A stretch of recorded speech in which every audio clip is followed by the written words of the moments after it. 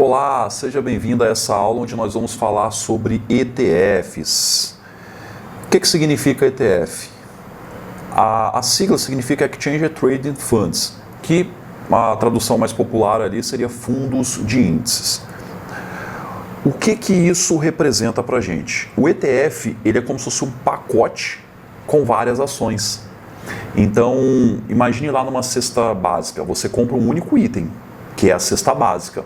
Só que dentro dessa cesta básica você vai ter arroz, feijão, macarrão, óleo, você tem vários itens dentro da cesta básica. Você comprou uma única coisa, só que você levou várias outras. O ETF é a mesma coisa. Você compra um ETF e dentro desse ETF a gente tem várias ações, vários produtos financeiros, vários ativos dentro de um único ETF.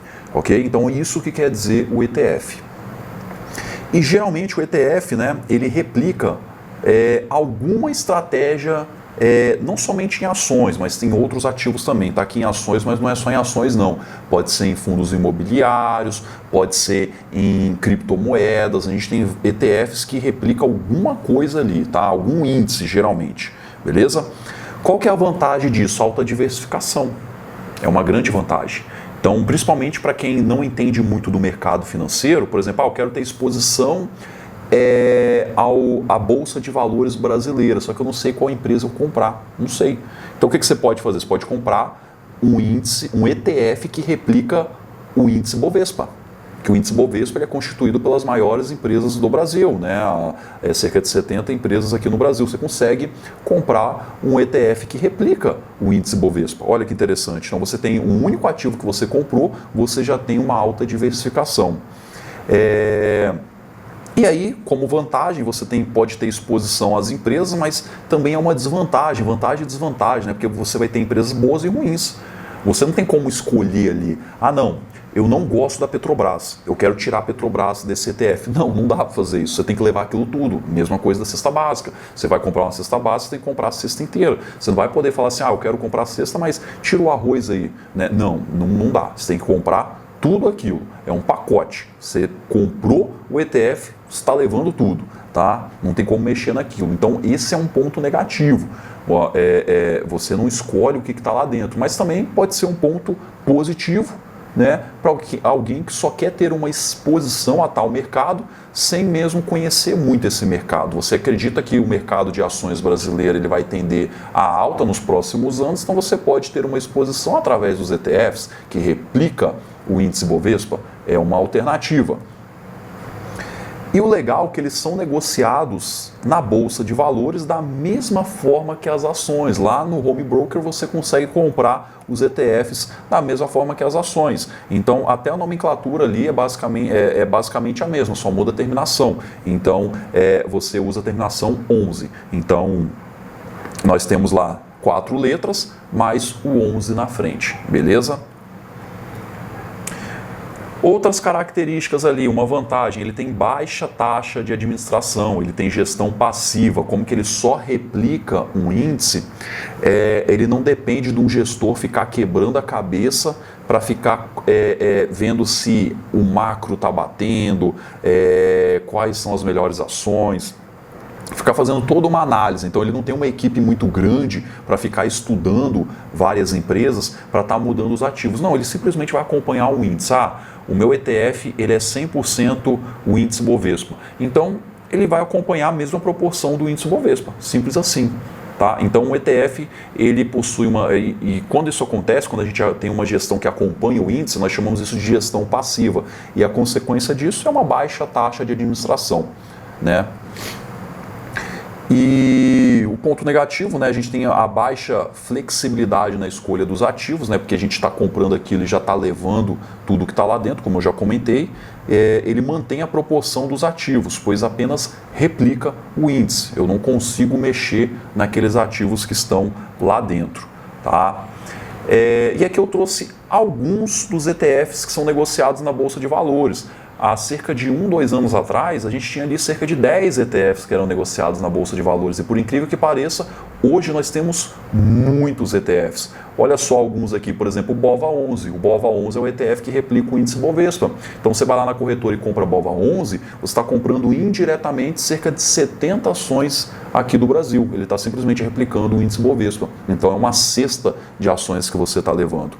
Você tem também o Small 11, outro ETF, né? Ele replica as ações de baixo valor de mercado, que são as Small Caps, que geralmente as Small Caps são as empresas que podem valorizar muito nos próximos anos.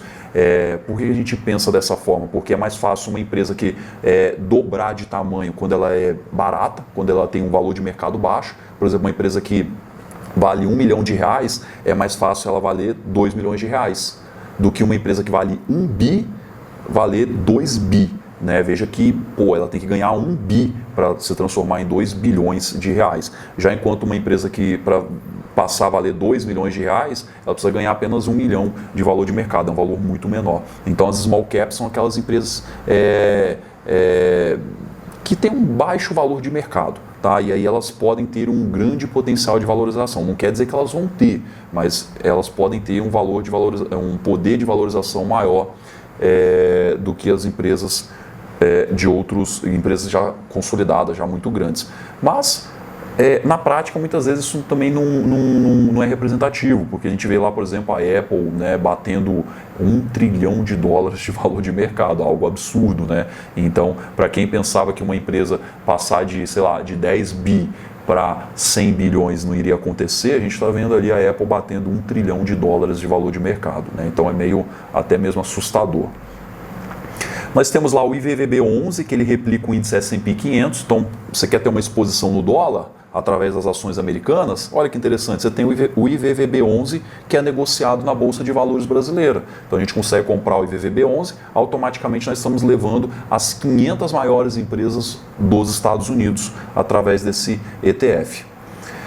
Nós temos lá também alguns ETFs que é as melhores pagadoras de dividendos, nós temos ETF das 100 ações mais negociadas, nós temos ETF que referencia o índice carbono eficiente. Então, eu acredito muito que as empresas ligadas ao meio ambiente elas vão se valorizar. Então aqui tem um ETF para isso.